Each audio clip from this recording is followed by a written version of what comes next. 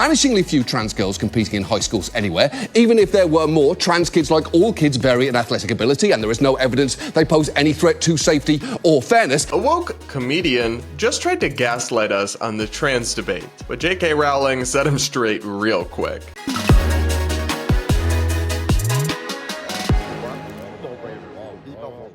We're going to break down this story and so much more on today's episode of the Brad vs. Everyone podcast, my daily show where I take on the craziest ideas from across the internet, across our politics, and across the media, all from an independent perspective. Up first, we've got to check in with alleged comedian John Oliver, who's going viral right now for a segment on Democrats and their position on trans issues that was not just painfully unfunny, it didn't even really attempt much humor, but was also pathetically wrong and misguided on both political and moral questions. So much so that it earned a brutal comeback and takedown from JK Rowling. Let's take a listen to what Oliver said that got people up in arms. Ads on that one issue. And it was frustrating to see the Harris campaign fail to formulate a response, especially because it's pretty easy to do. Watch, I'll do it for you right now.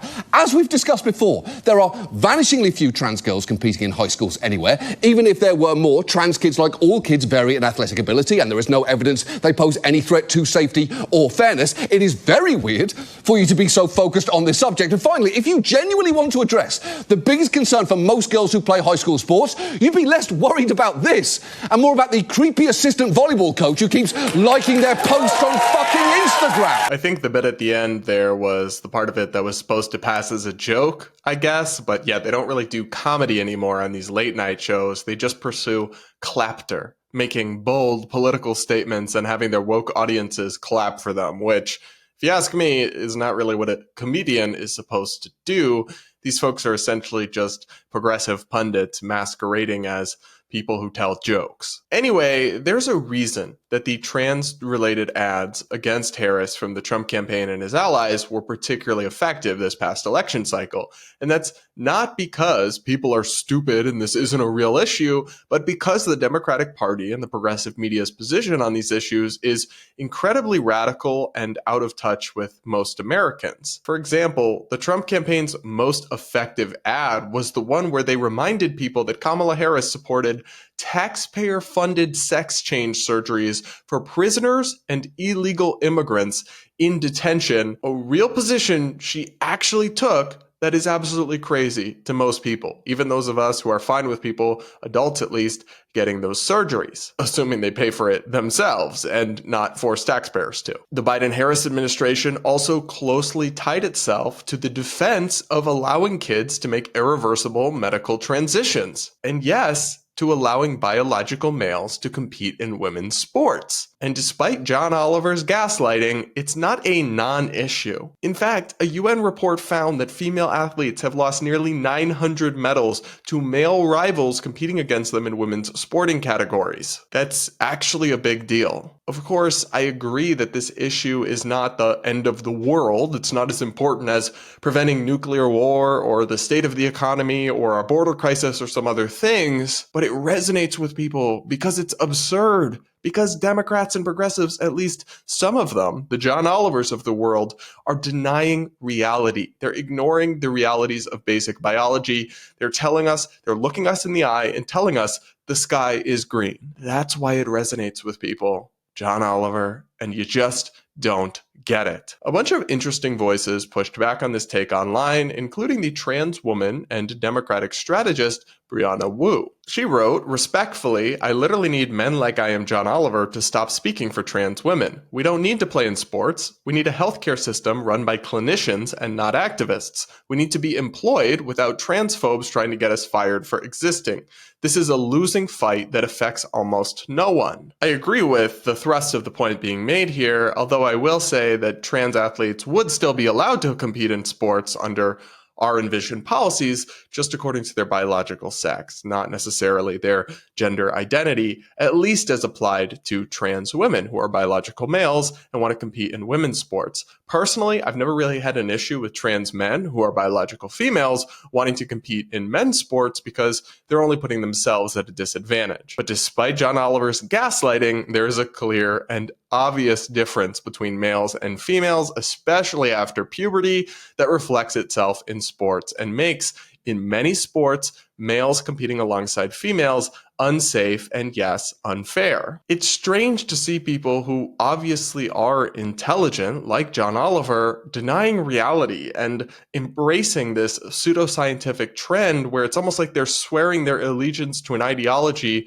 or a cult and knowingly swearing off or ignoring glaring obvious facts, then acting like we're the crazy ones. That's why JK Rowling called Oliver out over this segment. She wrote on Twitter that she likes John Oliver, but God knows if you ever need an example of motivated reasoning and confirmation bias, this video's for you. An undoubtedly intelligent person spouts absolute BS to support something he wants to be true but isn't. She pointed out that this is a phenomenon that seems to be exclusively happening among progressive elites. She writes, to prove their progressive credentials, and coincidentally I'm sure, indemnify themselves against repercussions from cultural elites in the media, academia, and publishing who've showed themselves more than ready to kick people to the curb for failing to mouth the approved mantras, people with a lot to lose are currently prepared to make idiots of themselves.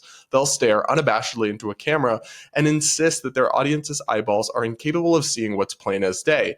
And there's something wrong with the great unwashed for believing that girls are being robbed of opportunities and put at physical risk. I think JK Rowling is absolutely right here, and she does have a way with words. What a surprise, right? Democrats and progressives are being totally unreasonable by clinging to this issue and just denying basic realities and truths. They could just as easily say we need acceptance and tolerance for trans people, we need civil rights laws protecting them from discrimination, but we should have reasonable safeguards protecting fairness and safety in women's sports and other things with some nuance, and you or I might disagree with them on some aspects of that position, but it would be an eminently more reasonable one that large swaths of the country would at least be open to hearing out. This absolutist position where they basically insist biological sex isn't real and has no meaningful ramifications for aspects of human life is just something every single person knows from their own experience, from what they see with their own eyeballs, not to be true. And when you tell people that the sky is green over and over again, they're going to look at you like you're a crazy person. And even if the issue it's tied to isn't something that directly impacts tons of people in the most profound way, it's still going to bother them to be lied to and gaslit. And they're going to question the entire political movement of somebody who can't understand such basic truths about human biology. And again, it's not just sports where Democrats have gone mad on the trans issue.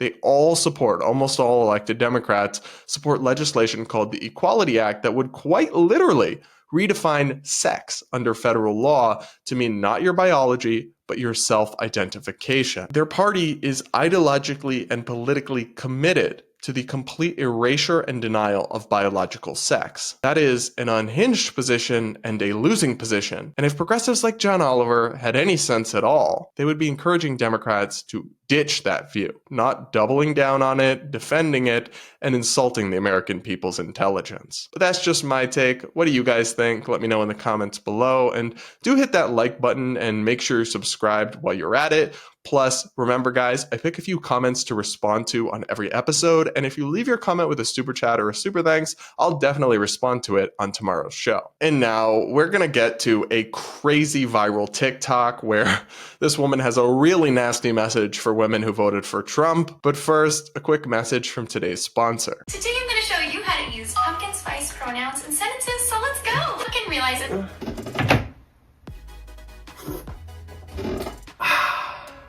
That's better. Sometimes I feel absolutely cooked at the end of a long day, wading through TikTok brain rot and more insanity from the Wi-Fi password community. One thing that helps me cope and regenerate some of my destroyed brain cells is a cup of tea from my friends over at Lion's Tea Exchange, the sponsor of today's show. Founded by my friend and fellow YouTuber Sydney Watson, this delicious tea is sourced from across the globe, from Nepal to Japan, but made in America and packaged meticulously by hand. I love the lemon ginseng tea to sip and unwind after a day of dealing with Delulu? If you too need something to bring you some peace in this increasingly insane world, go to the link on screen or in the description and check out Lions Tea Exchange today. Plus, if you use the promo code BRAD, you can get 10% off your order. Check out Lions Tea Exchange now. Please do go check out Lions Tea Exchange and support them. Sydney's a friend. It's a wonderful company. I love their tea. My boyfriend and I drink it. We have it downstairs in our pantry, and they have new gift items available for Christmas coming up as well. And now, it's time for Brad versus TikTok, my daily segment where I take on the craziest ideas from the Clock app. Pronoun of the day is slugs.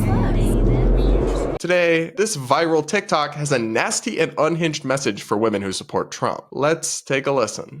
This is going to be a little bit of a controversial opinion, okay? But I am rooting for the women who voted for Trump. That's good of you. You know, cheer on our fellow citizens? Or is that not where this is going? Message directly to them, okay? I hope, and I mean this, I hope that you get everything that you voted for. I'm going to take it a step further. I hope that everything you voted for affects you personally. Lower gas prices? I hope you get that, Queen. I really do. I also hope that you are not able to get that family you've always wanted because IVF is no longer available. Excuse me? I don't know about y'all, but I can't imagine wishing infertility and heartbreak on people just because they disagree with me politically. And she's also lying and spreading bizarre propaganda. Trump is pro-IVF access and even wants to make it taxpayer funded for all. There's plenty of criticisms you can make of his positions on women-related issues and reproductive issues, but that ain't one of them. At least, not for those of us who live in reality. I hope that you are in desperate and dire need of medical attention, but everywhere you go, no medical professional is willing to help you. I hope that as you fear for your life and are potentially dying, that you have nothing else to worry about but what will come of the children that you left behind in this world. That's a lovely thought and a lovely thing to wish on your fellow citizens. Like, look, I disagree with these people, but I don't want terrible tragedies to happen to them. And the scenario she's describing, if it occurs, which is rare and a lot of these cases are disputed, is happening because of poorly written state laws at the state level in states like Georgia, not because of Trump. Although, yes, it's because Trump's justices overturned Roe v. Wade, which they were correct to do so as a matter of constitutional law, but then it just sent it back to the states. And dysfunctional policies or badly written laws, well, your blame should be with state legislatures, not necessarily Donald Trump, on those ones. And regardless of these political differences, maybe don't wish medical tragedy on your fellow Americans. Like, when you find yourself doing that, you're not the good guy. I hope that after a traumatic pregnancy loss, that you are taken to court. And I hope that you are questioned by a bunch of people that you do not know to determine whether or not they think you terminated that pregnancy on purpose. I hope that you have to relive that pregnancy loss over and over and over again in that courtroom. And potentially in a jail cell, who knows? So I don't think that's a real scenario facing women, although if it was, I surely would disagree with it. But regardless, it's just evil to wish that on another person just because they have different political priorities or values than you. I hope that you cannot afford childcare. Oh?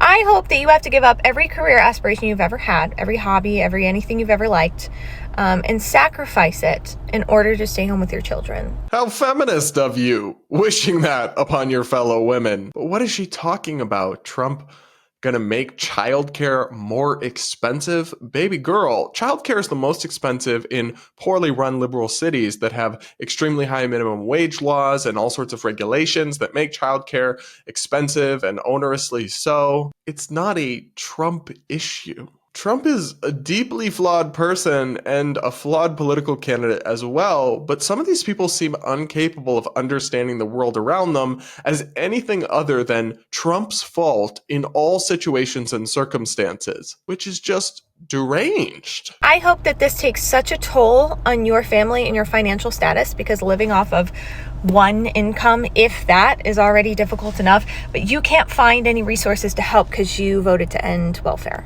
Girl, I wish Trump was actually going to end some of these welfare programs. But again, you're living in Delulu land. Trump has promised not to touch entitlements. And when he was president before, he just kept government spending going up and up. Like the idea that he's going to seriously cut back on welfare programs, not so sure about that one. But if he did, in many ways, that would be actually helping people because those programs are not just rife with fraud and incredibly inefficient with taxpayer dollars. They often trap people into poverty and punish them financially for moving up the economic ladder and getting increased wages or getting promotions. Like they're actually deeply dysfunctional programs that have trapped generations into poverty. So I wish Trump was going to take an axe to them or at least scale them back significantly. But again, I don't really think he's actually going to do that.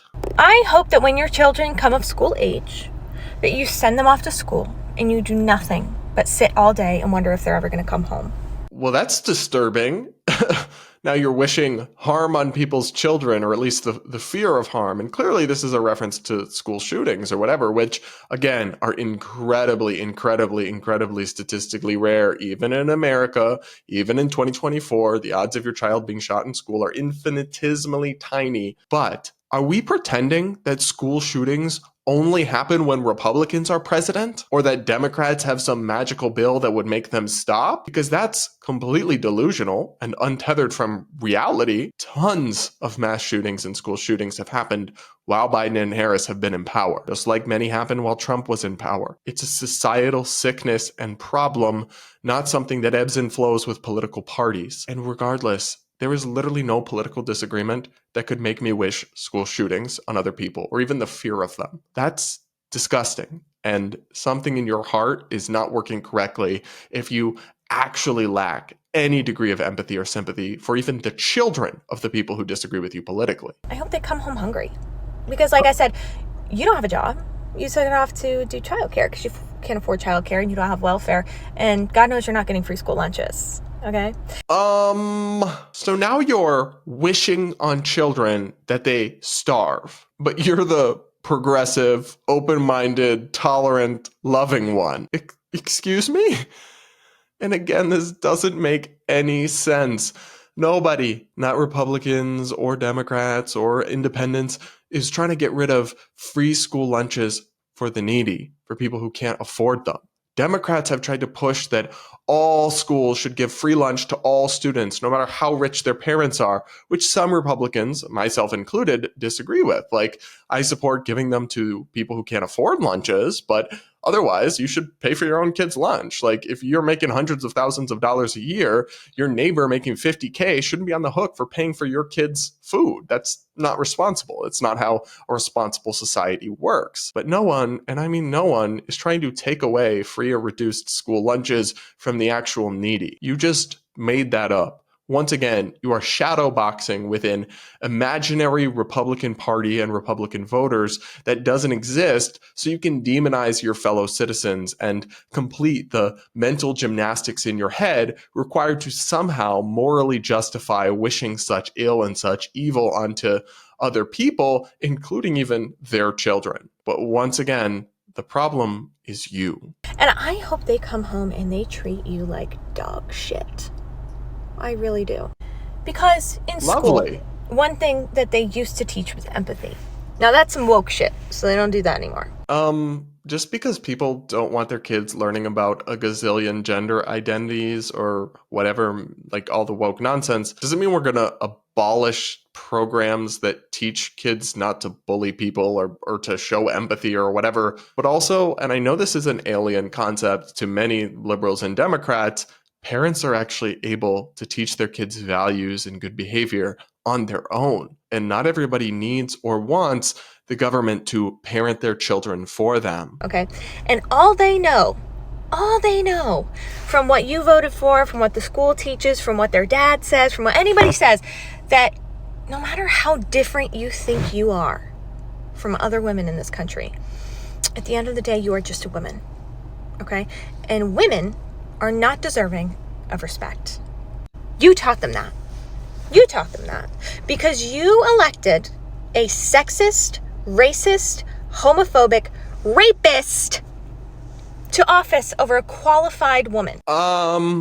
So there's a lot to unpack in this bit, including some random buzzwords being thrown in there like Trump being homophobic that aren't true and don't make sense. But also, it is hilarious that you are lecturing people about respecting women in a video where you are wishing death, medical tragedy, starving kids, and even school shootings onto women who disagree with you. Where is the respect for women in that one? And again, Kamala Harris was a terrible candidate who ran a terrible campaign, and she did not lose because she's a woman or because America's sexist. She lost because she was inextricably tied to an administration that people thought was taking the country on the wrong track, and because she had no actual vision, had flip-flopped on every issue under the sun, and people didn't trust or like her. And she had the charisma of a wet blanket, giving word salad non-answers to any question she was asked and cackling randomly, evilly at the most odd of times. But sure, stick with the victim script. It's working out great for you guys. She just goes on and on like this for several more minutes, but I don't think I can take much more without incurring some kind of brain damage, honestly. The thing I did want to point out to you is that this is not just one angry woman in her car. This video has been viewed 8.7 million times on TikTok and received more than 1.8 million likes from people out there who agreed with it, who agreed with wishing Trump supporting women, miscarriages, death, starving kids, and more. That is disturbing. That is a sign of a deeply broken America. I mean, let's just look at a couple of the comments that were left on this video. One person wrote, "Why did this calm my nervous system? Am I broken?"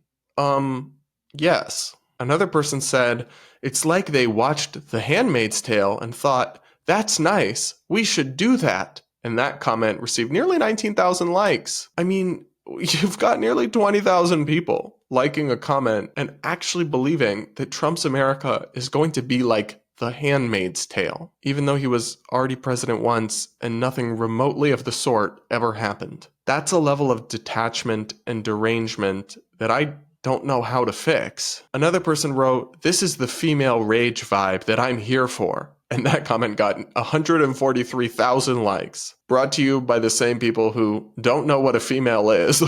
Another person wrote, "I felt guilty for having these thoughts. Glad I'm not alone. I'm not feeling bad anymore." And that comment got 108,000 likes. Wow. So not only is this person in the original video spreading hate and division, they're also encouraging hundreds of thousands of others to wish ill on their fellow citizens over the election. Are you proud of that? Like, as a content creator, is that the difference you want to make in this world? Because boy, that would make me really look in the mirror and self-reflect that I've gone hopelessly astray somewhere. I've lost the plot. But don't hold your breath waiting on this creator to take that sort of accountability or really demonstrate any introspection at all, because you might pass out. That's all I have to say about this unhinged and honestly kind of evil video. And boy, it leaves me deeply dismayed that this stuff is so popular online and this sentiment is evidently so widespread that I'm almost lost for words. Do let me know what you think in the comments below, and do hit that like button to reward my suffering through this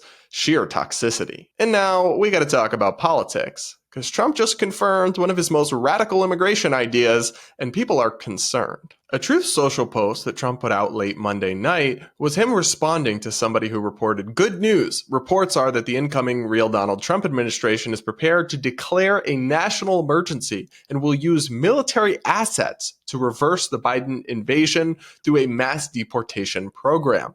Trump quote tweeted this and said, "True," in all caps with 3 exclamation marks. So with that post, Trump confirmed that he's going to follow through on his pledge for mass deportation and even wants to use a national emergency and the military to do it. I understand why people are so deeply concerned about our border crisis, and I support border security and deportation of some illegal immigrants. But I still think that this vision from Trump takes things way too far, and if he actually followed through on it, would be kind of a disaster. First and foremost, I really don't think using a national emergency declaration for something like this is appropriate. The border has been an issue for years, and honestly even decades, and an astute crisis happening in the moment like a hurricane or a natural disaster That's what emergency powers are supposed to be used for. By the same logic that Trump uses to try to justify using emergency powers for immigration, a Democratic president could use emergency powers to address student loans or climate change or other things. And that's not what those powers are there for. They're meant for very limited circumstances to address imminent problems happening that day, not as an end round to get to long-running problems by bypassing Congress or the usual channels. I also really don't like the idea of the military doing this. That's why we have federal agencies like ICE and like Border Patrol, that we want civilians enforcing the law in our own country, not the US military. There's something kind of disturbing and alarming about the idea of military personnel going door to door and arresting people to deport them and going into Americans' homes to get their undocumented family members. I think that crosses a bright red line between civil life and military force, which is supposed to be used outside of our country, not to police it internally. I also just think the entire program of mass deportation is a mistake. Let me explain what I mean, and you guys just hear me out on this even if you disagree. There are roughly 13 million illegal immigrants in the United States today. Deporting that many people would be an extremely expensive logistical nightmare. A new report from the Pro-Immigration American Immigration Council estimates that it would cost $88 billion a year, or nearly $1 trillion over a decade, to deport that many people. That is a jaw-dropping amount of money that could be used for other things. They report that just a single year of that million deportation regime, with its $88 billion price tag, would cost nearly twice the annual budget of the National Institutes of Health, nearly 4 times the budget of NASA, nearly 3 times as much as the federal government spends on child nutrition, and more than the government gives out in the Child Tax Credit program. It's also 18 times more than the entire world spends each year on cancer research. What else could you do with all that money? Build over 40,000 new elementary schools, construct over 2.9 million new homes in communities around the nation, fund the Head Start program for nearly 79 years, pay full tuition and expenses for over 4.3 million people to attend a private college for 4 years. Buy a brand new car for over 20.4 million people. So if you want to justify Trump's mass deportation plan, you've got to point to massive harms that all 13 million of these people are causing that would outweigh such an astronomical cost. And given how many of those undocumented people are women, children, or men who are just working in their communities and not really doing anything wrong other than being here without papers, that's a tough sell. I think the Trump administration should target people for deportation who've committed other crimes, get them out of the country. But the people who are just here peacefully working, let them stay. Although we should secure the border and fix the broken asylum system to try to stop this flow because it's not sustainable, getting rid of those who are here, at least the majority of them who are just peaceable people, would end up being an economic and moral catastrophe. These people are filling vital jobs in our country, which already has a labor shortage in everything from hospitality to construction and beyond. Removing them all over the span of a couple of years would devastate the US economy even more than a recession, potentially. The council reports that mass deportation would lead to a loss of 4.2% to 6.8% of annual US GDP, or $1.1 trillion to $1.7 trillion in 2022 dollars. That's more income that would be lost in the US economy than was lost in the Great Recession from 2007 to 2009. And what's strange is that this would actually hurt some red states particularly hard. The negative impact would be the most significant in California, Texas, and Florida, the 3 states that were home to 47.2% of the country's undocumented immigrants in 2022, and where 1 in every 20 residents would be deported. Local economies in Texas and Florida would be devastated without these undocumented immigrants, and things like housing construction would go way down, leading to higher home prices. Many Americans would also lose their jobs because of the economic slowdown that would occur, and because many of these undocumented immigrants run small businesses that employ many other actual citizens. Among the deported would be 1 million undocumented immigrant entrepreneurs who generated $27.1 billion in total business income in 2022. So the result of Trump's mass deportations, if he really were to try to get all or most of these people out of our country,